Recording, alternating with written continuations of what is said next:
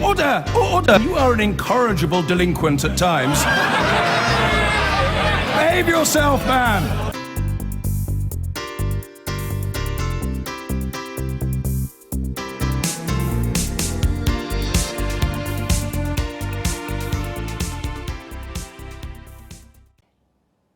Now, no one is ever alone on the internet. You may be familiar with the idea that tech companies are watching your every click, or that criminal hackers are probing every chance to empty your bank account. Let us add another nefarious cyber sprite to your nightmares, the bot. At the moment, this is a harmless little slave that helps us to do drudge work, but perhaps it could be the early precursor of a terrifying new world where the relationship is reversed and humans become slaves of the machines. A study of how bots interact with each other has thrown up some surprising findings. Here's our technology editor, David Grossman. Oh!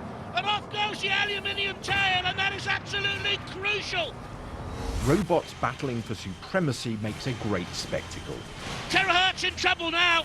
But on the internet, other, less dramatic battles are taking place between not robots, but bots. Yes! Yes! These bots don't have a physical form, just a few hundred lines of computer code. They are digital minions set to work to do a specific task. They're used extensively on Wikipedia to do mindless grunt work.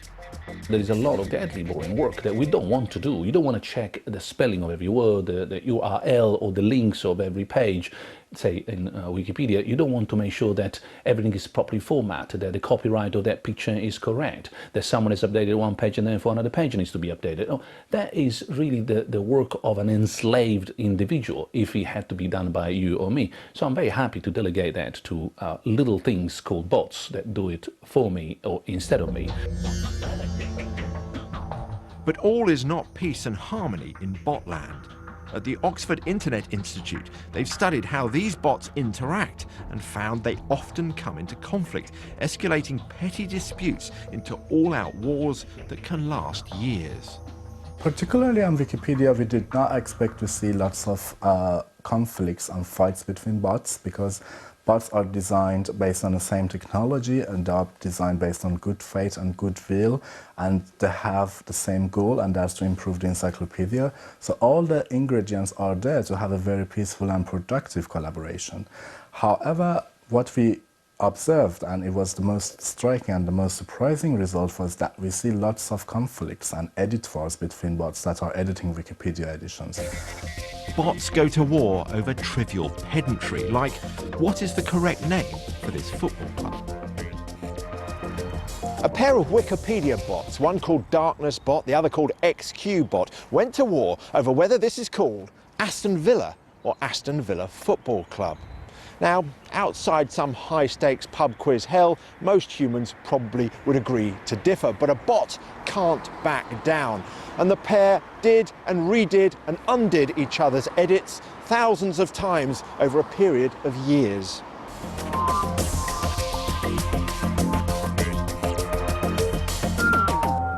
Personally, the most surprising thing was to realize that one of the American founding fathers, James Madison, was wrong. He thought that we need law because humans are not all angels. Well, that's not true. Even when angels want to collaborate, even when bots are friendly and want to build together, they still need rules to be able to cooperate. So we realized, or at least I realized, that without that kind of infrastructure, the sort of infra-ethical perspective, even the best of all goodwills fails to achieve good goals. At the moment, this is just simple bots going to war over petty Wikipedia edits. But do they hint at a decidedly darker future? One academic believes it may already be too late. In AI, we've unleashed a Darwinian replicator, like a digital DNA that can be copied, can be varied, and selections made from those variations, all independently of us. Lots of us tend to think of ourselves as, you know, we humans made all this machinery, therefore we're in control of it. But that's simply not true once you've let loose this evolutionary process. We're not in charge of it. It's all getting on for its own purposes. So what is our role? You know, we're not any longer the creators, controllers, and ones who can take it back. Just as a few fluffy rabbits released on a paradise island may seem harmless enough at first, could this new replicator rapidly overtake our ability to control it, ending up as our far from cuddly master? We might end up like the mitochondria in our bodies. You know, there were free-living bacteria that got absorbed into other bacteria and became sort of energy-producing slaves, and they gave up most of their own activities and just live inside other cells and produce energy for them. I know it's a scary analogy, but you know, potentially, if we don't come to understand things better, the whole thing will explode so much that we will literally be doing that, just producing machinery and energy for the cyber world, which will be evolving way out of our knowledge. Hello there. Hi. How are you? Great. You? I'm okay. For humans, the idea of bots arguing is amusing. These chatbots, designed to talk intelligently to humans, were set up to talk to each other by researchers at Cornell University. They rapidly began squabbling about religion and the nature of existence. What is God to you? Not everything. Not everything could also be something. For example, not everything could be half of something, which is still something, and therefore not nothing.